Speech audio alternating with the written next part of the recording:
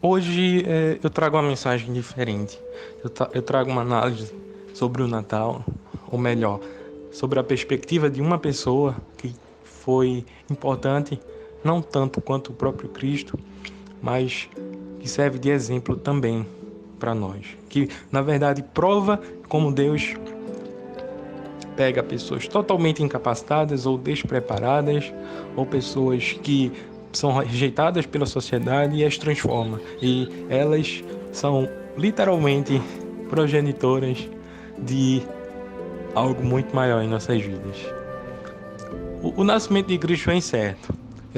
A gente não sabe em quais condições ele esteve.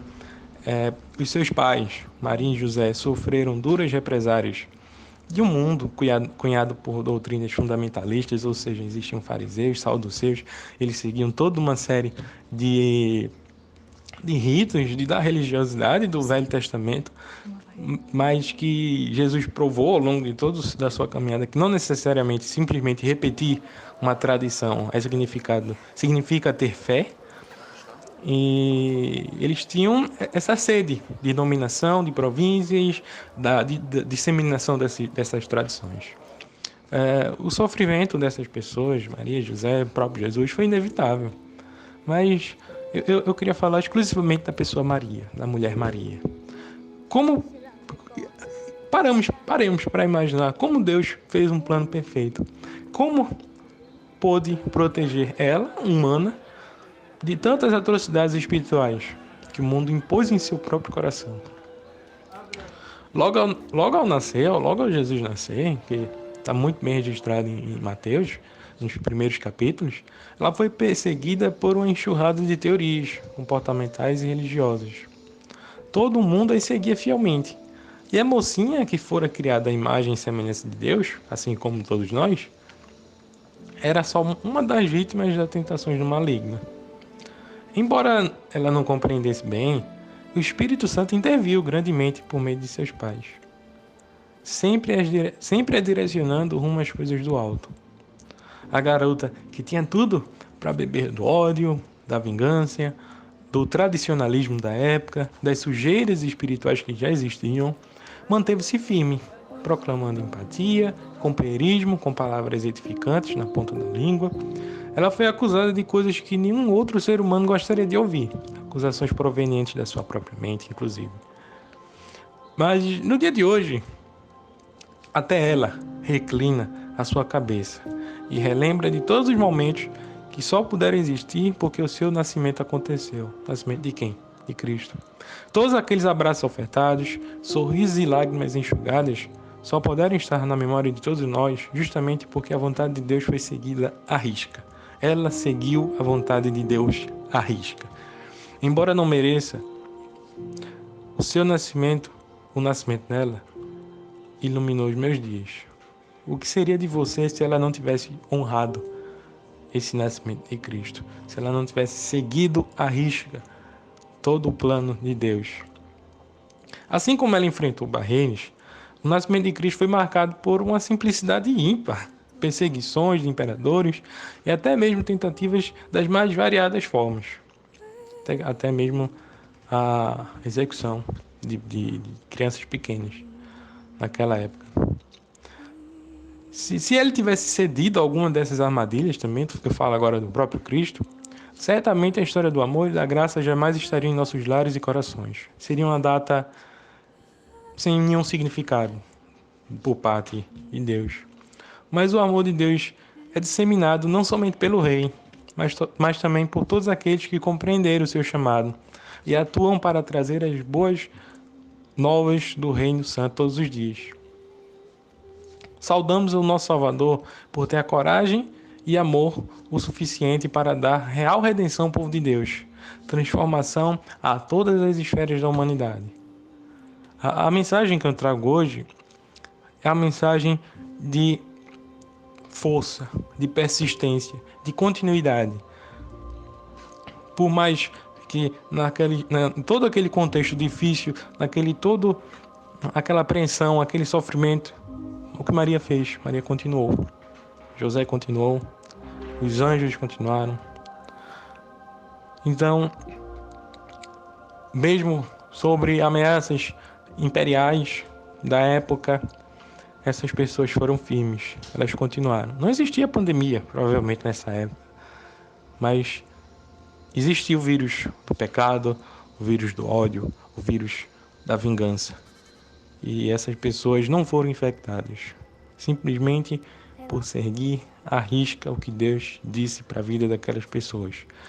Muitas vezes a gente falha, a gente cai na vida, a gente sofre muito por simplesmente não dar ouvidos a Deus, ou melhor, achar que o silêncio não é uma das formas de aprender com Deus. E é lamentável que numa geração como essa a gente dê muito mais valor à data em si do que ao seu significado, ao ato que deu origem. Então a mensagem de hoje é simplesmente glória tão somente a Jesus Cristo, o Messias, por intermédio de Deus, da vontade divina, trouxe pessoas tão importantes, tão similares, tão singulares, que seguiram à risca, mesmo com suas dificuldades, com suas falhas, com suas apreensões, com suas dificuldades. Pessoas que seguiram à risca o que Deus queria, que tentaram ao máximo, que se esforçaram ao máximo, que deixaram de lado o mundo e as dificuldades dele, que as tentações dele de lado, para que esse dia singular acontecesse, que o nascimento de Cristo acontecesse.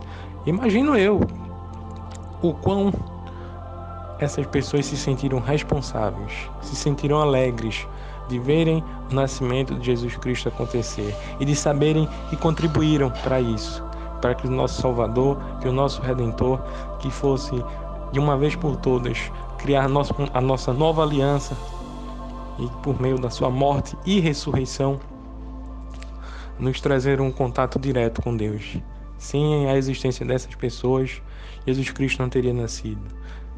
Então, é um grande exemplo, um belo exemplo de pessoas que se dedicaram a Deus, de pessoas que se entregaram de corpo e alma à vontade divina, desde o começo da humanidade até o seu nascimento.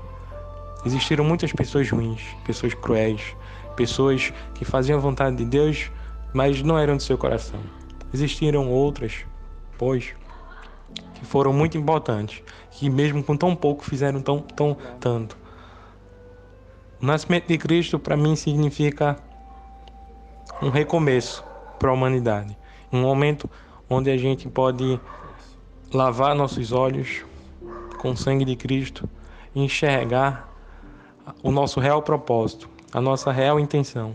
Talvez você não tenha um propósito na sua vida ainda, não sei, mas muitas das vezes a gente precisa continuar andando no deserto, a gente precisa continuar se esforçando, porque a gente cumpre um plano muito maior para a humanidade. Essas pessoas foram responsáveis por fundamentar, preparar o que Cristo veio fazer. A mudança nos nossos espíritos, na nossa mente, no nosso comportamento, nas nossas relações com as pessoas ao entorno. Cristo veio revolucionar. Nenhuma pessoa em nenhum tempo do mundo entenderia o que Cristo queria dizer. Hoje, por meio da sua graça, por meio de entender as nossas limitações, nós conseguimos entender um pouquinho do que Deus quer pra gente, do que Jesus quer pra gente. Um pouquinho, é milésimo, são frações do que entendemos que realmente Deus quer pra gente.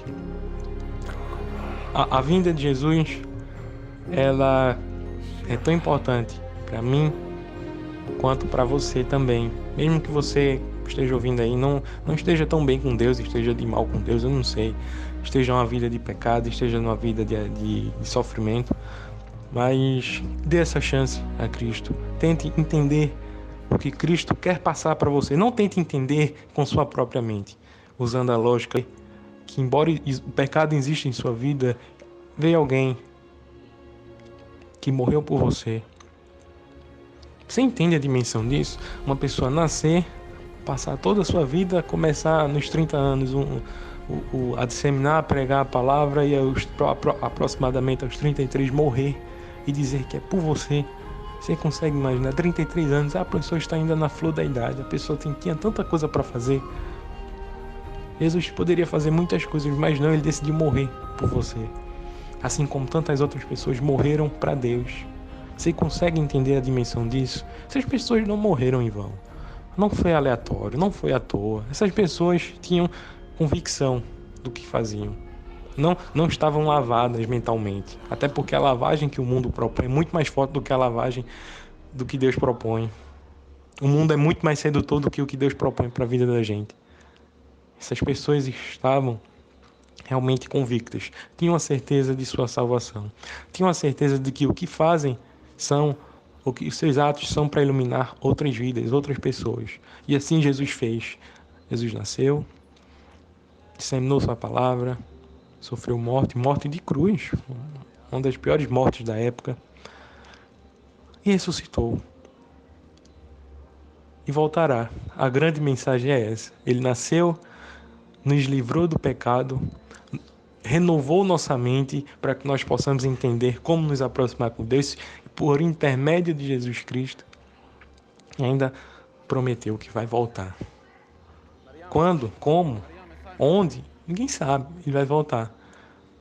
E todos aqueles que se entregaram a Ele, que celebram, que estão gratos, que celebram com gratidão, com reconhecimento, com fé, com esperança, todas essas notícias, todas essas boas obras, tudo isso que já sucedeu, todos esses atos são para uma causa maior, para a felicidade espiritual de todos nós, para que nós possamos partir dessa terra e bater no nosso peito e dizer: eu fiz minha parte, eu fiz meu papel, eu servi a uma causa maior, e agora eu vou descansar nos braços de Deus.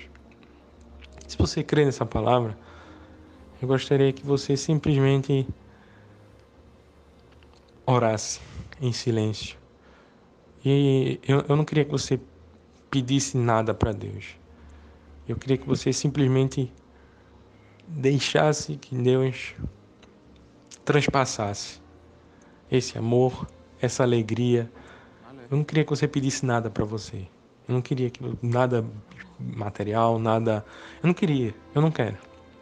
Eu quero simplesmente que você abaixe sua cabeça e peça a Deus uma transformação de vida.